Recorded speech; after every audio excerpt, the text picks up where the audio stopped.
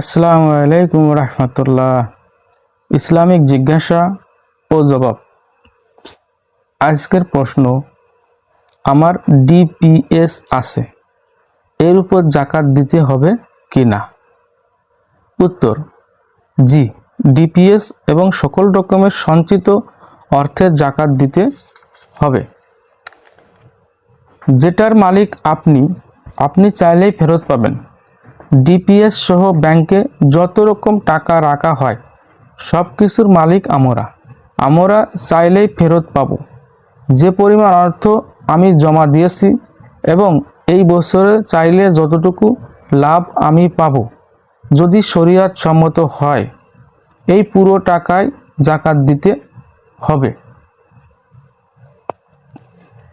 এর পক্ষে কোনো সংযোজন বিয়োজন করতে হলে করবেন, কমেন্টসের মাধ্যমে জানাবেন এবং দেখার জন্য সবাইকে ধন্যবাদ।